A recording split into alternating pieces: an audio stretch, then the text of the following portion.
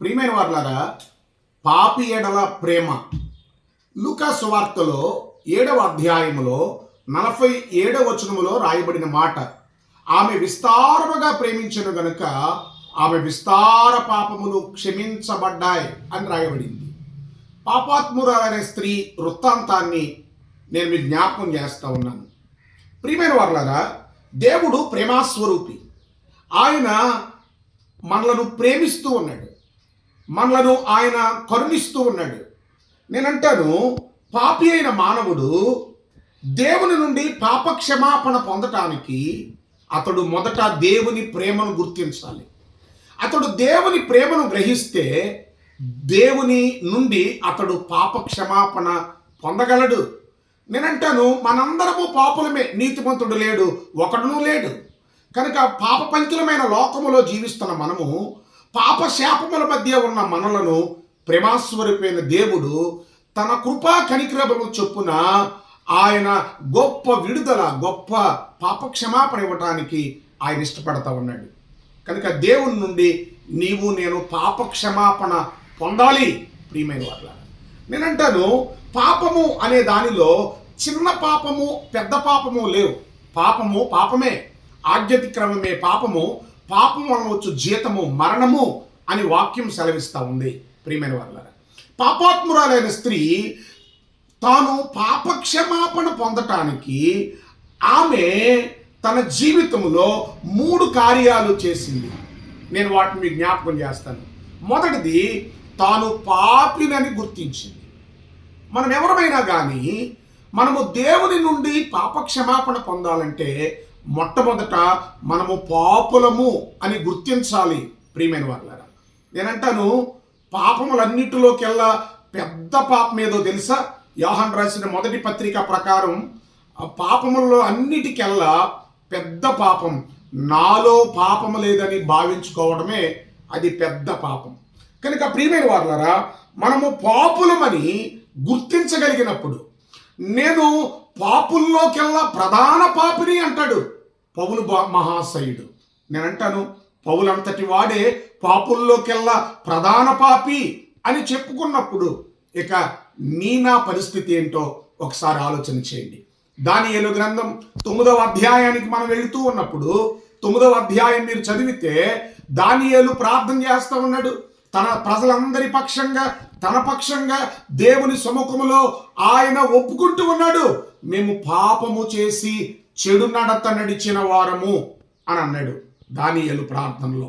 కనుక ప్రియమైన వారులారా, మీరు ఆలోచన చేయండి. మనము లూకా సువార్త 18వ అధ్యాయంలో చదువుతాం. సుంకరి పరిసయ్యుని ప్రార్థన గురించి రాయబడింది.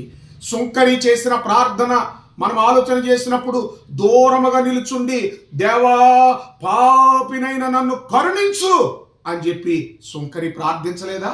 కనుక దానియేలు చేసిన ప్రార్థన, సుంకరి చేసిన ప్రార్థన, పౌలు చేసిన ప్రార్థన, పాపాత్మురాలైన స్త్రీ వృత్తాంతం ద్వారా మనము గ్రహించబద్దులమై ఉన్నాం ప్రియులారా. గనుక ఆలోచన చేయండి. ఇదే లూకా సువార్తలో మనం చదువుతాం.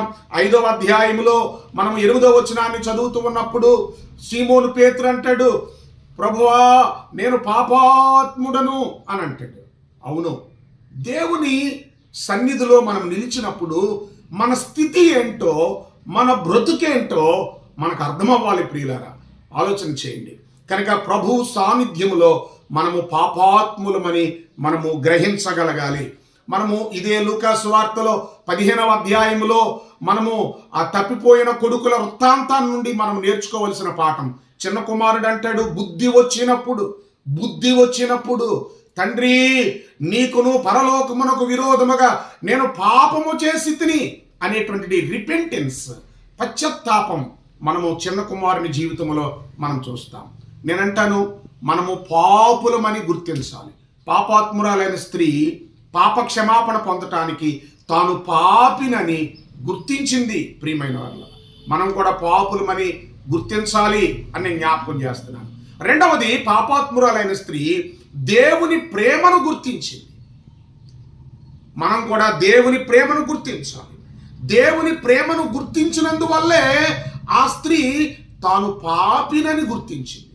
మనం కూడా దేవుని ప్రేమను గుర్తించినప్పుడు మనము పాపులమని గుర్తించబడగలము అనే విషయాన్ని నేను మీకు జ్ఞాపకం చేస్తా ఉన్నాను. దానియేలు గ్రంథం 9వ అధ్యాయం మనము 18వ వచనాన్ని చదువుతూ ఉన్నప్పుడు దానియేలు చేసిన ప్రార్థనలో మనం గమనిస్తాం. ఆయన అంటాడు, దానియేలు చేసిన ప్రార్థనలో, నీ గొప్ప కనికరములను బట్టియే మేము నిన్ను ప్రార్థించుచూ ఉన్నాము, కానీ మా స్వనీతి కార్యములను బట్టి మేము నిన్ను ప్రార్థించుటలేదు అని అంటాడు. కనుక దేవుని ప్రేమను దానియేలు ప్రార్థనలో కొనియాడుతూ ఉన్నాడు. కనుక మనం కూడా దేవుని ప్రేమను గుర్తించాలి. ఒకటి, పాపులమని గుర్తించాలి. రెండవది, దేవుని ప్రేమను గుర్తించాలి. పాపాత్మురాలైన స్త్రీ ఈ 2 కార్యాలు చేసింది. ఇక నేనంటాను, రోమపత్రిక 8వ అధ్యాయంలో మనం చదువుతాం, దేవుని ప్రేమ నుండి మనలను ఎడబాపు వాడెవడు?